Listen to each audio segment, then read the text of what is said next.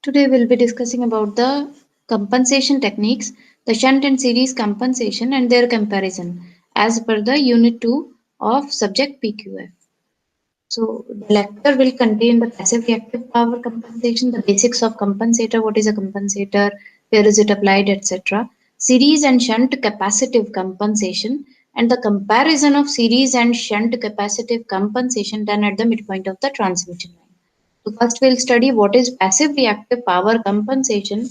When we study it, distributed compensation is the term used because we assume that the capacitance or the reactance to be injected into the transmission line is distributed along the transmission line at various intervals, not concentrated at a particular point.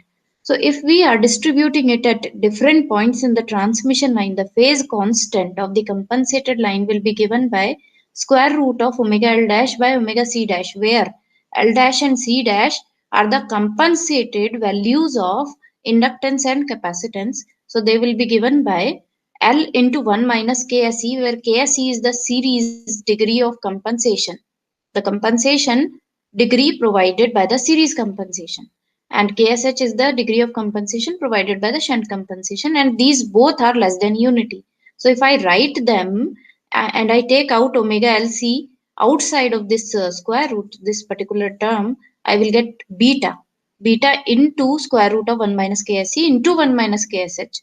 So if you see the surge impedance of impedance line, that is Zn, it will be the compensated line, omega L dash by omega C dash, right? So that will be equal to Zn, surge impedance, into a factor. That factor is square root of 1 minus KSE divided by 1 minus KSH. The electrical length of the transmission line, that is theta dash, is given by d beta dash, and it is given by theta into this factor. So Zn, the natural impedance or the surge impedance, will be reduced by the series compensation, as we can see from this, and it will be increased by the shunt compensation if we provide the shunt compensation as inductive and series compensation as capacitive.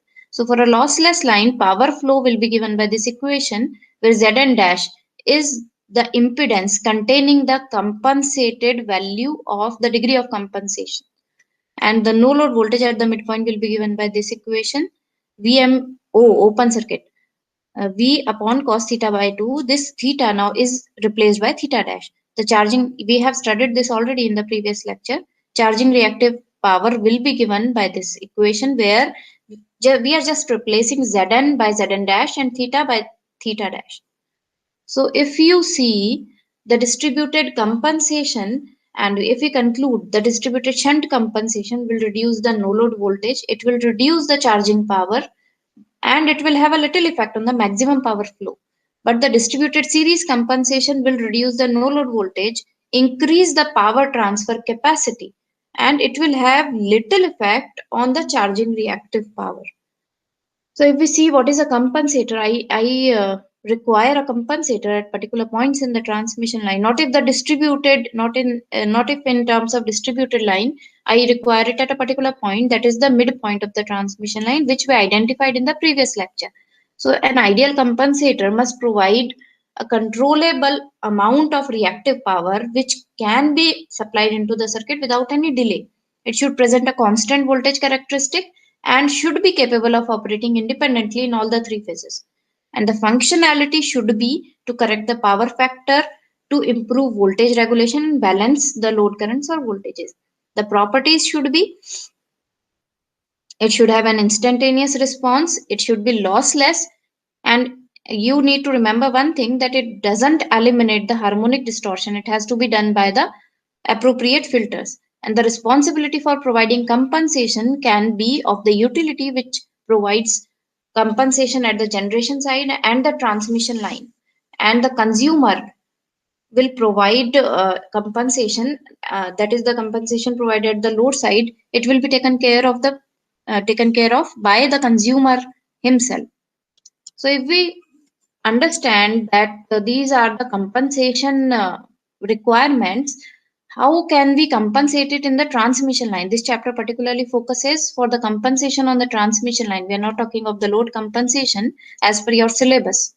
So compensation done at the midpoint of line by series capacitor can have two cases.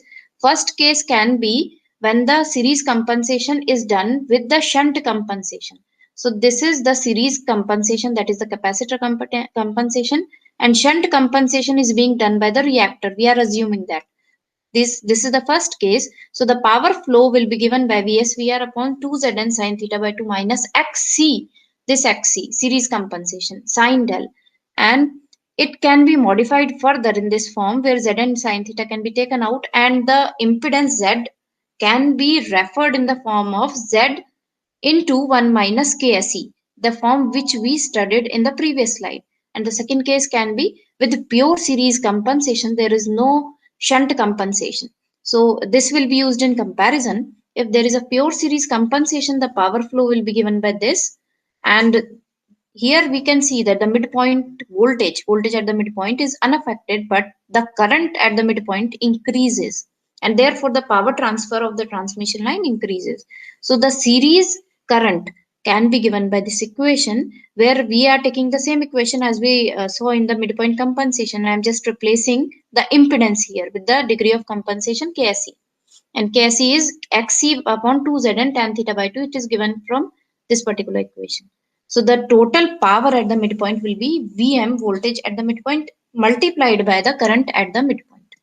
And if I see the compensation by shunt capacitor at the midpoint of line, the transfer reactance, this is the equivalent circuit, the transfer reactance XT will be 2Zn tan theta by 2 minus BC is the susceptance, Zn square tan square theta by 2. Because now the shunt capacitor is connected at the midpoint, it has to be taken in two forms, divided into two parts, so that the KVL can be applied in both these circuits. And by applying KVL, we can form these two equations. And there are two unknowns now, Vm and Im. You can determine the same as we did in the previous lecture. So finding out two unknowns from these two equations, you will find out the midpoint voltage for the shunt compensation as V cos del by 2 upon cos theta by 2, 1 minus Zn Bc by 2 tan theta by 2. So if I compare both of these compensation techniques at the midpoint of the transmission line, that is the case when series capacitive compensation is applied and a shunt capacitive compensation is applied at the midpoint, for the same amount there can be two comparisons. If suppose I want to transfer the maximum power transfer over the line, and for the same amount of power transfer in both the cases, the condition will be the degree of compensation in the series compensation will be equal to the degree of compensation for the shunt compensation, that is KSE equal to KSH. So the values of KSE and KSH can be put here, and we can see the equation will be BC by 2 Zn tan theta by 2, as we saw in the previous slide, will be equal to XC upon 2 Zn tan theta by 2. So while transferring this maximum power, the charging reactive power which is supplied by the series capacitor and the shunt reactive power which is supplied by the shunt capacitor is given by these two equations. QSE will be equal to Im square XC midpoint, and QSH will be equal to Vm square BC, because it is applied in shunt. So the voltage will be the governing factor for the amount of reactive power which is injected into the transmission line at the midpoint. So QSE and QSH will be given by these equations. I already told you, we have found out in the previous slide, put it here, and here Vm we found out, put it here. You will get the expressions. And KSH, as I told you in the previous slide, KSH is BC Zn by 2 tan theta by 2, and this KSE is XC upon 2 Zn tan theta by 2. So since for the same amount of power transfer, the condition is KSE equal to KSH, I can take the ratio of these two powers, reactive powers, so that I can know how much is the difference between these two. So KSE will be equal to tan square del max by 2 times of QSH. QSE will be equal to tan square del max by 2 times of QSH. Peak voltage across the shunt capacitor which occurs at no load is given by this expression. And the second point of comparison could be the electrical resonance frequency. So the resonance can occur in any system, and I have to avoid it so that the power can be delivered to the load without any disruptions. If a resonance occurs in the system, the power will be delivered from the generator to the resonant point, and it will not be delivered to the load. So I want this resonance to be eliminated. For that I need an analysis of how the resonance occurs and which resonance condition is dangerous for me. So the second comparison is the resonance frequency. Let us say the resonance frequency for the system when series compensation is provided is given by F superscript SE. This is critical frequency, so CR is given in the subscript. FSE is the series resonance frequency. It is 1 by 2 pi square root of 1 by LC. So F naught I take out, it is the frequency at the, it is a power frequency, that is a 50 hertz or 60 hertz. In our country, if we talk about, it is 50 hertz. So F naught into square root of XC by XL will be given by the series resonance frequency. And if I put them in respect of the compensated XC and XL, I will get F naught square root of 1 minus KSE. Similarly, FSH will be obtained as F naught into square root of 1 upon 1 minus KSH.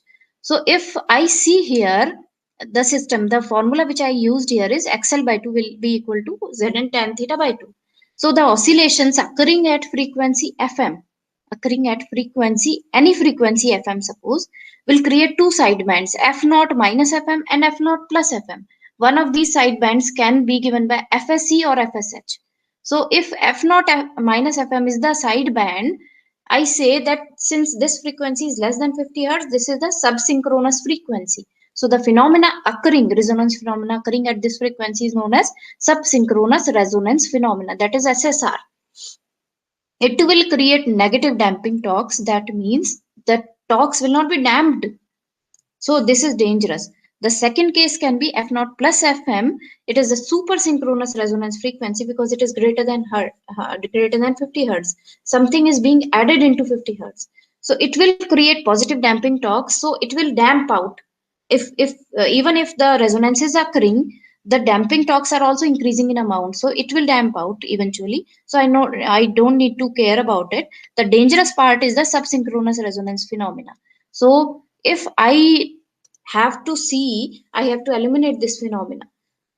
So the important point here is, if I have to eliminate this phenomena, I have to see compensator should be acting, compensator response time should be very less. It should act very fast.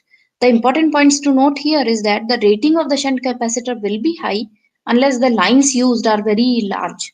And if we talk of the comparison between these two, the cost of series capacitor for the same amount of compensation done in the series as well as shunt compensation, it will be very high, about 2 times compared to the shunt compensation, because capacitor is applied here in series and it has to be designed for withstanding all the transients or the faults.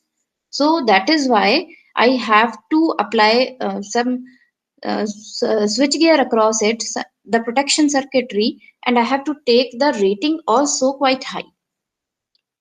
This was all for this lecture. Now we'll study in the next lecture, the next chapter.